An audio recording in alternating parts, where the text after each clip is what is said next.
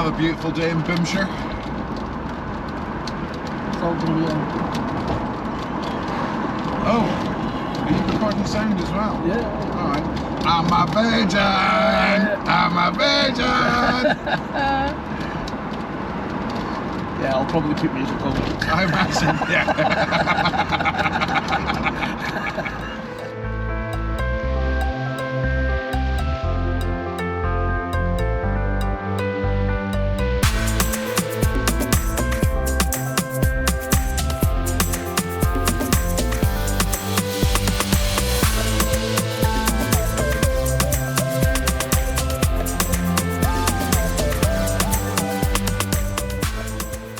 Hi there, out again. It's been a while. I think it's been about a month since I've been out camping, so welcome to the Camping Caledonia Caribbean special. I'm obviously not in the Caribbean at the moment, but hopefully I'll be able to show you along the way some of my stuff from there. Today I'm heading up to a hill loch in the Galloway Forest Park. It's a loch called Loch Packraft.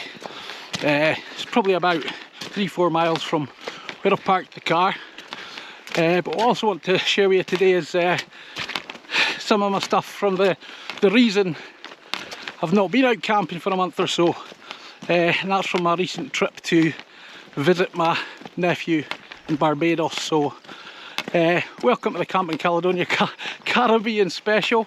We'll have a look at some of the stuff I did when I was over there.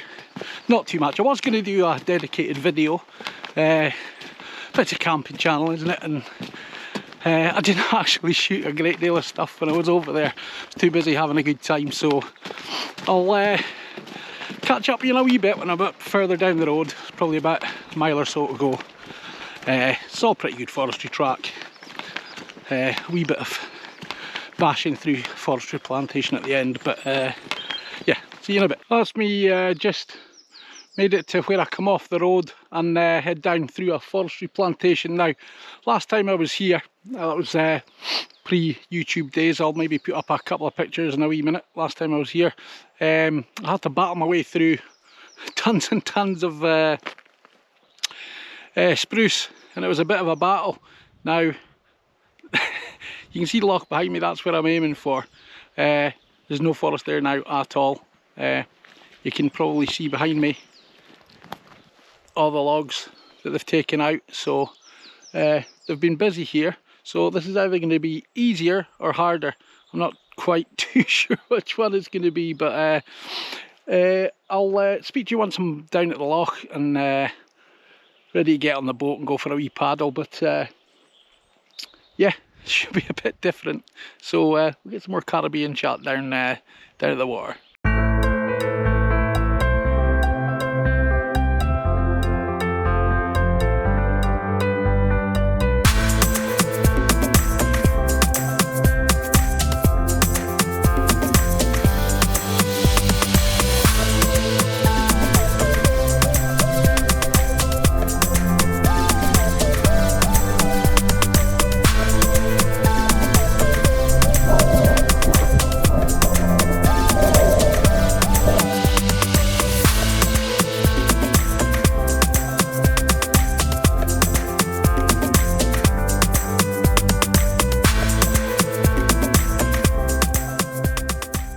So yeah, I'm just going to make my way slowly down towards the loch here.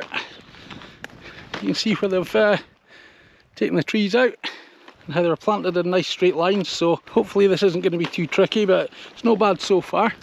A bit boggy, but we'll see how we get on. Certainly a far cry from walking on a Caribbean beach, but we'll have a look at that sort of stuff in a wee minute once I'm down and set up camp. That's me, made it down to the water's edge, so it's time to get the boat out and get it inflated and then get out on the water. It's so different here from the last time I was here. It was all trees right across there, and I had a real battle because what I'm needing to do is get across to across the peninsula on the other side, but rather than what I did last time, which was battle through all the dense woodland, I'm just gonna paddle round, so it'll be a lot easier. But there's no trees here now anyway, but it's still tough going on that waste that's left after they clear-felled the plantation. So there's a wee bench that's here that's quite handy. I think fishermen must have brought it down at some point. So I'm going to get the boat up, get on the water, and I'll speak to you I'll speak to you in a wee while. Cheers now. Okay, cool, so that's me made it out onto the water. It's nice and calm. Not much of a wind to speak of. What you can probably see though is some rocks jutting out the water, so I'll have to be careful to avoid that type of thing. I'm heading to the other side of that bit of land that you can see there. As I said before, that used to be covered in trees. They felled them all, so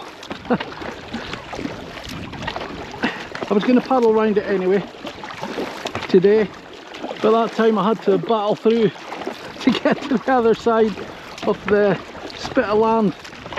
Was quite interesting, to say the least.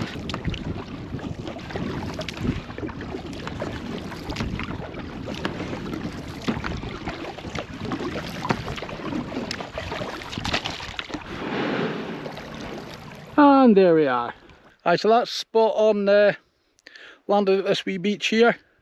There's plenty of good flat sort of grass that I can be pitching the tent on. Probably something about here. Like I say, plenty of water. And this, as I keep saying, used to all be forest that you're seeing in front of you there. It's now all clear felled. So that's the tent all set up now. You can probably see it behind me there. I'm in the wee VIK one again today. Really enjoying that wee tent so far, so we'll see how the condensation gets on tonight. Couldn't have asked really for a better pitch. Nice flat grass right on the beach, right next to the loch, so yeah, doesn't get much better than that. So like I said, I'm going to show you a few bits and bobs of my recent Caribbean jaunt over to visit my nephew. So like I said, I was going to do a standalone video from the Barbados trip, but I didn't film enough, and what I did, I wasn't very good, and my head wasn't in the creative space, it was in the drinking rum punch space. So just to show you what I mean, here's one of my intros from Barbados. Aye, welcome to Captain Caledonia. I'm out again. No bullets. Aye, out again. Somewhere a wee bit different this time. Currently sitting on a bench on the east coast of Barbados, believe it or not. I'm out visiting my nephew here. Don't worry, I'm not going to bore you with hours and hours of holiday footage. We'll keep it short and sweet, but I just wanted to take you along and show you a wee bit of Barbados. Hello there, welcome to Captain Caledonia. I'm out again. Somewhere a wee bit different this time. I'm currently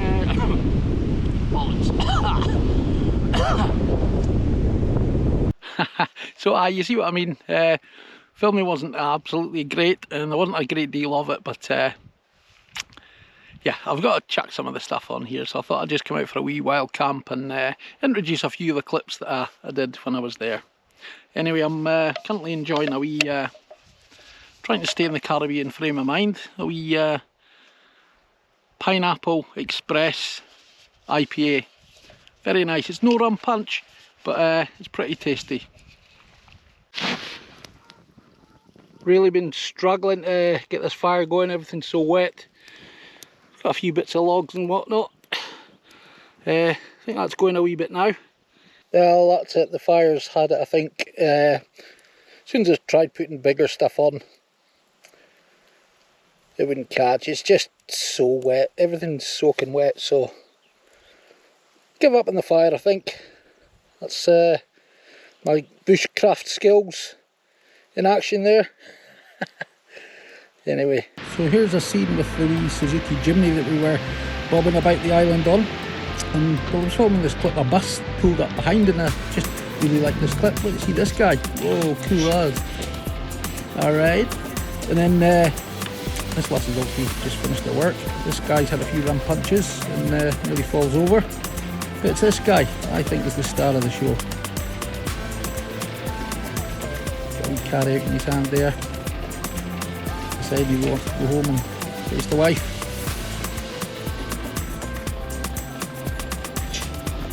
in no rush. On Beijing time.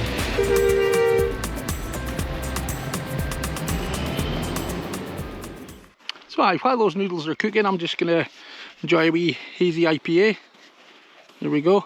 Starting to get dark now. I'm really enjoying the fact that it's still bright at 7:30 in the evening. Make the most of it. I've been in my tent, you know, sort of like 4, 5, 6 o'clock the past few months, so this is absolutely brilliant now. We're into the daylight hours, which is unlike Barbados, which gets bright at 6 in the morning and dark at 6 o'clock in the evening all year round. There's no changes. Yeah, so I've come across now to the west coast and you can see the difference in the sea. Far calmer, far more suited to swimming.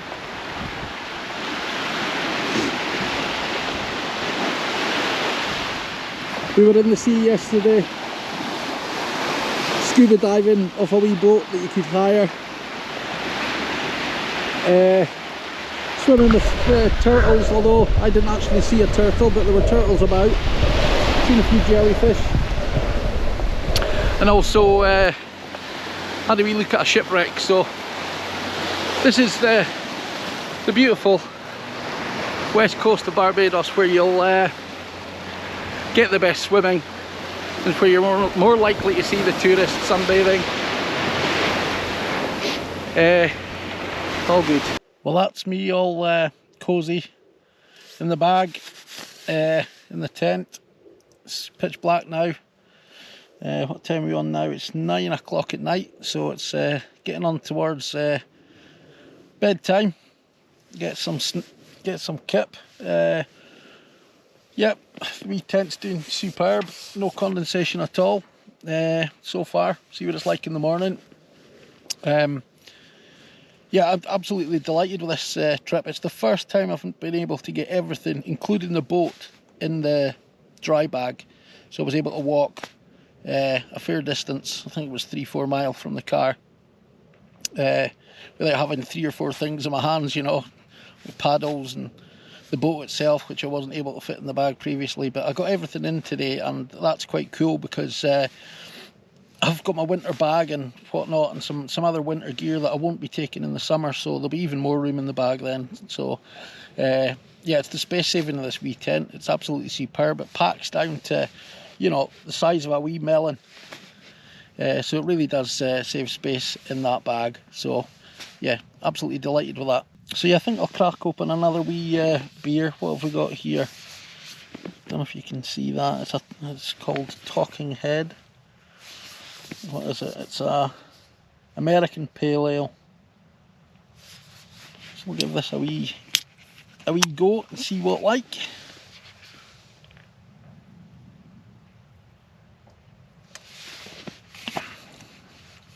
Oh, that's not bad at all. Yeah, even managed to squeeze 4 beers into the bag as well. So yeah, very much happy with that. It's cold outside. I'm not sure what the temperature is. I forgot a rake of things today. I forgot the seat for my boat. I forgot my temperature gauge and wind gauge. What else did I forget? Aye, the wee rope to tie the bag onto the boat. So I had to fashion a makeshift thing out of some cord I had attached to my mini tarp. But it worked, you know. It wasn't ideal because the cord I used was too thin, and I wouldn't want it sort of like rubbing on the bag or the boat too much because it's thin and it'll, you know, cut into it. What else did I forget? Oh, my head, if it wasn't screwed on, probably. But anyway, another thing that I got up to when I was in Barbados that isn't the usual sort of lounging about on the sun loungers was we went to the Barbados Gold Cup. It was a horse racing event. It was absolutely superb, something different. We had an absolutely cracking time. Unfortunately, I didn't do very well on the old betting. I think there was 11 races. I bet on 9 of them, and I didn't win a single penny. You know, I was betting on the nose like a tube, you know. Should have gone each way. I think I might have called in a couple of bits there, but yeah, Martin did quite well. But I didn't, you know. But the fun was, you know, the fun was hard, and you know, you can't win them all, as they say. So yeah, we're gonna finish this beer, I think, and then get another batch of noodles or something on, I think, or maybe a soup. Warm myself up a bit. It's getting chilly. I think it's probably around about 1 degree or something like that. But yeah, get a bit of soup, finish this beer, and then get a podcast on, and then hit the hay. Good morning. That's me up now. It's what, 7:20, something like that. Had a perfect sleep. Slept pretty much right through. My usual up at 3 o'clock for a wee Jimmy Riddle, but it's a beautiful morning here at Loch Packraft. I'll give you a wee spin round actually, see what you can see. Can't really complain at that. It's a wee bit frosty, but you know, I've been warm all night, no problem at all. So I'm gonna get myself up now, get outside, see what it looks like, and I'll speak to you shortly.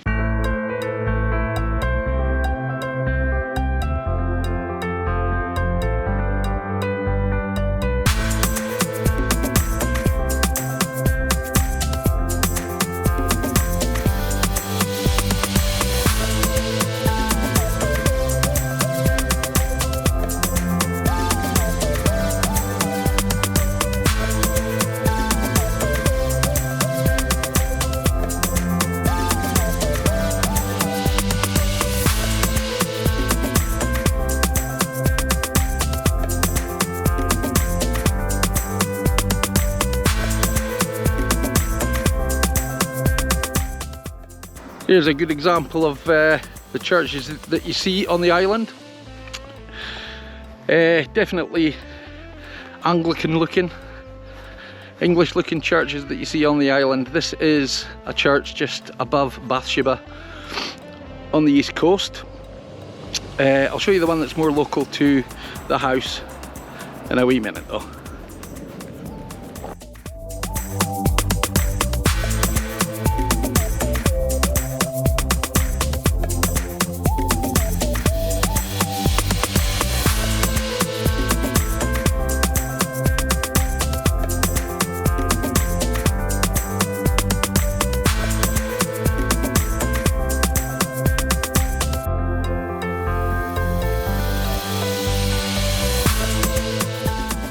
It's an absolutely beautiful morning. Not a bad view to wake up to, right enough. Mustn't grumble. Fairly frosty. Must have dropped below zero. You can see the boats covered in frost there, so maybe leave that a wee while to thaw out a bit before I start pumping it up. But yeah, not a bad wee spot this. If you do ever come over this way camping, please make sure to leave no trace. I did see some remnants of people who've obviously been camping. Well, not the people, but the litter they left who've been camping. Well, it looked like a few years ago because everything was rusted. In fact, I think it's here. Aye.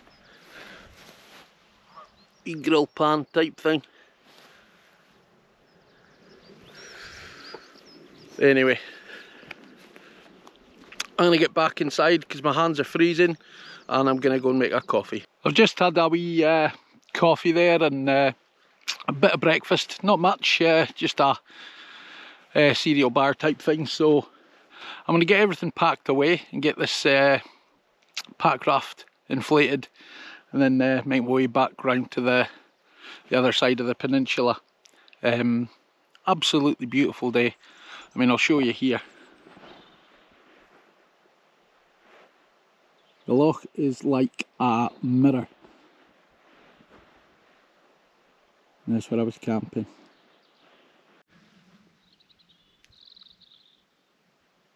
Aye, so the only footprints that are on this beach, apart from my own ones, from my wellies, are the geese. They were making a right racket last night when I arrived, but they soon flew away.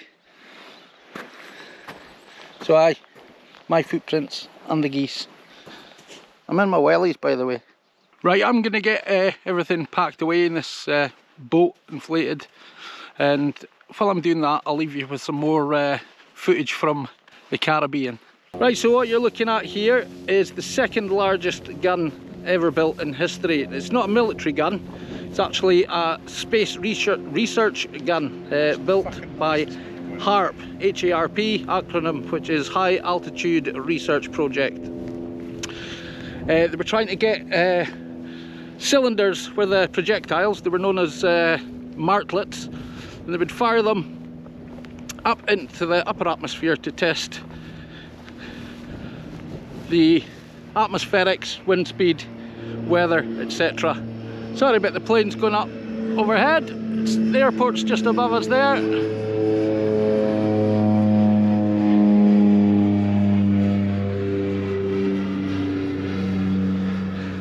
So they started this project in 1962. January 1963 was the first time they fired this gun, and the project was ongoing until the tail end of the 60s, around about 1967, where Vietnam and the Canadians pulled out. It was a joint venture between the Canadian and American space project. So, but the Canadians pulled out. The Americans were too busy with Vietnam. So this is what we're looking at today. What a lovely spot this is. There's all these rocks, wee islands. It's a bit dodgy. You don't want to run into a rock that's just under the surface, but you know, if you steer well clear of them, it seems to be okay. So I'm just gonna chill out, take my time for the paddle back. It's not a long paddle, probably about 15-20 minutes. So yeah, like I say, just gonna take my time. That's Blaeberry Isle, you can see there with all the greenery on it. Almost back now so I can pack the boat away and start making the walk back down to the car. It's probably about 4 miles on forestry track, so it shouldn't be too bad. Although I've got a bit of a tricky first part of it. I've got to head up through all that detritus that they've left for after cutting all the trees down. So it's only about, I don't know, 800 yards or something like that, but it's it's good crack. Right, I'll speak to you on the road. I think that's me nearly back. So yeah, this is the terrain I've got to get through before I get up to the road. It's not too far. It's where that tree line is at the top there. It's just lots of trip hazards here, and as you can see, bogs to fall into. So just got to watch your footing. And like I say, I'm in my wellies, so they're not the best thing to be wearing trying to get through all this, but I'll be glad of them if I step in a bog, I'm sure. Right, I'll see you up at the road. On to terra firma after that tricky stuff back there.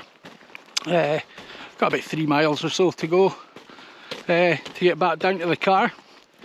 Looking forward to a bottle of fizzy juice, some sugar. Aye, it's a bottle of Iron Brew or something like that. And aye, talking of sugar, let's go back to Barbados. If there's one thing that represents the story of Barbados, it has to be sugar. I'm currently walking through a sugar plantation now. The island's, you know, covered with sugar plantations, and that's been the case for a very long time. The house I'm actually staying in is a plantation house. It was built around the 1600s, I believe, and at that point, you know, with British colonising the island and turning all the viable land into plantations, Barbados, in its pomp, you know, was the largest producer and exporter of sugar in the world. You can't really talk about sugar without talking about slavery, which really was an evil chapter in our history. Yeah, the sugar was introduced to Barbados in the early 1600s. Sugar cane was introduced, and really from then until the emancipation of the slaves, you know, there was hundreds and hundreds of thousands of people imported, get that, imported from Africa. Yeah, until they got their emancipation in the mid 1800s. And Barbados was a British colony from the early 1600s until they achieved autonomy in 1966. And it was just back in 2021 that they left the Commonwealth and became a republic. So aye, there's a wee potted history.